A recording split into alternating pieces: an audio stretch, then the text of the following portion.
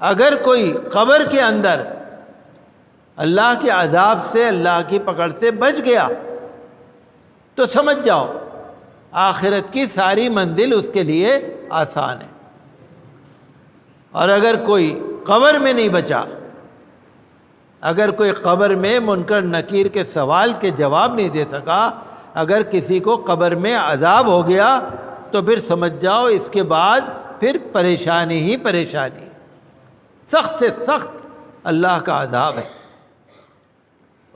جو خطبہ عربی میں آپ سنیں گے اس کا مفہوم یہ ہے، تمام تعریفیں اللہ تعالیٰ کے لیے ہیں جو تمام جہانوں کا پالنے والا ہے۔ پاک ہے وہ ذات، پروردگار ہر عیب سے پاک ہے، بہت بلند و بالا ہے، ساری کائنات میں اسی کا حکم چلتا ہے اور ہم سب کو اسی کی طرف لوٹ کر جانا ہے۔ میں گواہی دیتا ہوں کہ اللہ تعالیٰ کے سوا کوئی معبود نہیں، اس کا کوئی شریک نہیں، اور میں گواہی دیتا ہوں کہ ہمارے سردار، ہمارے نبی، ہمارے شفیع، ہمارے مولا حضرت محمد صلی اللہ علیہ وسلم اللہ کے بندے ہیں، اللہ کے مقرب اور محبوب بندے ہیں، اور اللہ کے بہت ہی برگزیدہ رسول ہیں۔ اللہ کی رحمتیں مدام نازل ہوں ان پر، اور درود و سلام۔ حضرت عثمان ایک صحابی روایت کرتے ہیں کہ جب بھی حضرت عثمان رضی اللہ عنہ کسی قبر پر جاتے تھے، حضرت عثمان رضی اللہ عنہ جب بھی کسی قبر پر جاتے تھے تو روتے تھے، یہاں تک کہ داڑھی کے بال آپ کے گیلے ہو جاتے تھے۔ تو کسی نے آپ سے پوچھا، حضرت عثمان سے پوچھا کہ آپ جنت کا ذکر کرتے ہیں تو آپ نہیں روتے، آپ دوزخ کا ذکر کرتے ہیں تب بھی آپ نہیں روتے، لیکن آپ یہاں پر قبر پر آئے ہیں تو رو رہے ہیں۔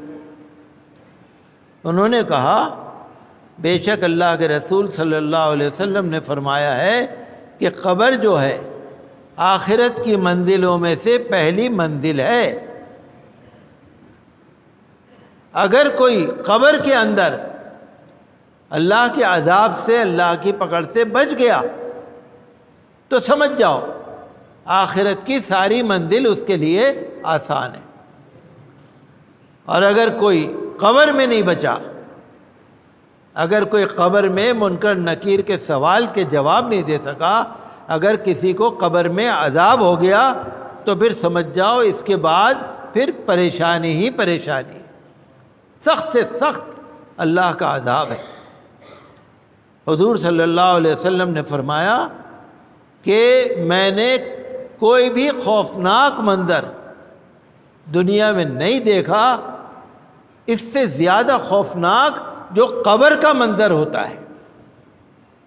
حضور نے فرمایا قبر کے منظر سے زیادہ میں نے کوئی خوفناک منظر نہیں دیکھا۔ یہ حدیث جو ہے متفق علیہ ہے، بخاری شریف اور مسلم کی روایت۔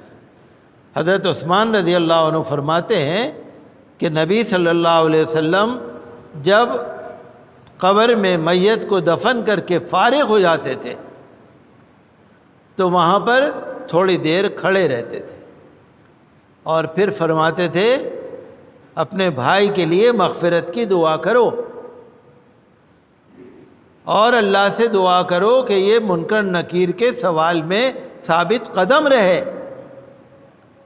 چونکہ اس سے قبر میں سوال کیا جا رہا ہے۔ آج کل جو ہمارا حال ہے نا، قبرستان ہو، جنازہ ہو، میت ہو، دنیا داری کی باتوں میں لگے رہتے ہیں۔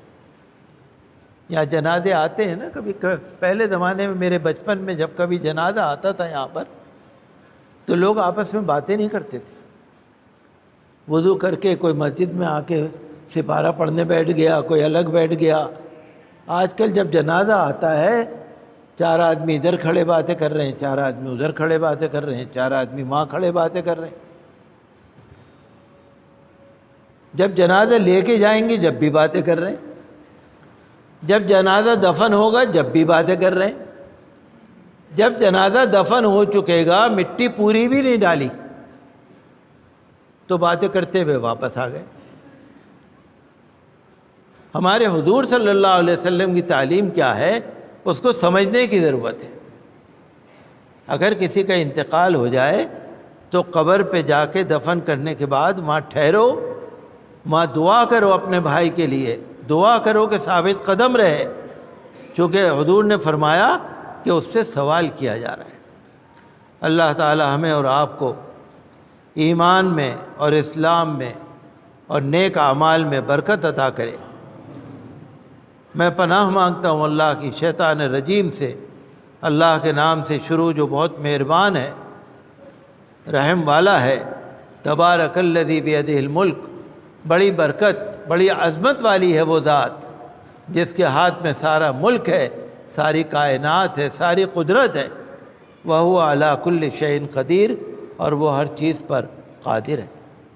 وآخر دعوانا الحمد للہ رب العالمین۔